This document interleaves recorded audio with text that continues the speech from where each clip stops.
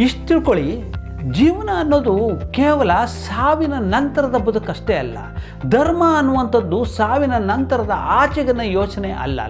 ಧರ್ಮ ಅನ್ನೋದು ಜೀವನವನ್ನು ಕಲಿಸ್ಬೇಕಾದಂಥ ಧರ್ಮ ಆಗಬೇಕೆ ವಿನಃ ಸತ್ ನಂತರ ಹಾಗೆ ಮಾಡಿಬಿಡ್ತೀನಿ, ಸಾವಿನ ನಂತರ ಹೀಗಾಗತ್ತೆ ಅಂತ ಬೋಧಿಸೋದಿಲ್ಲ ಇದೆಯಲ್ಲ, ಅಥವಾ ಪಾಪ ಭೀತಿಯನ್ನು ನಮ್ಮೊಳಗೆ ಹುಟ್ಟಾಕೋದಿದೆಯಲ್ಲ, ಅದು ಯಾವತ್ತೂ ಧರ್ಮ ಅನ್ನೋದು ಆಗೋದಿಲ್ಲ. ಧರ್ಮ ಯಾವತ್ತೂ ನಮ್ಮನ್ನು ಅರಳಿಸ್ಬೇಕು, ಬದುಕನ್ನು ಕಲಿಸ್ಬೇಕು, ಬದುಕಿಗೆ ಧೈರ್ಯವನ್ನು ತುಂಬಬೇಕು, ದಿಟ್ಟವಾಗಿ ನಿಲ್ಲೋದನ್ನು, ಎದುರಿಸೋದನ್ನು, ಸಂಕಷ್ಟವನ್ನು ದಾಟೋದನ್ನು ಕಲಿಸಬೇಕು. ಜೀವನವೆಂಬ ನದಿ ಪ್ರವಾಹದ ಉಕ್ಕೇರಿ ಹೋಗ್ತಾನೇ ಇರ್ತದೆ, ಆದರೆ ಅದನ್ನು ದಾಟೋದು ಹೇಗೆ, ಈಜೋದು ಹೇಗೆ ಅನ್ನೋದು ಕಲಿಸೋದಿದೆಯಲ್ಲ, ಅದು ಧರ್ಮ ಆಗುತ್ತೆ.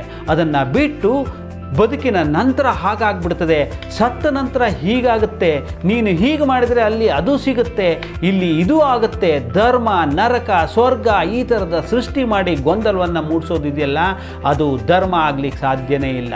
ನಿಜವಾಗಿ ಬದುಕನ್ನು ಕಲಿಸದೆ ಮಾನವೀಯ ಧರ್ಮ. ಹಾಗಾಗಿ ನಾವು ಮನುಷ್ಯ ಧರ್ಮವನ್ನು ಮೊದಲು ಪಾಲಿಸೋಣ. Thank you very much.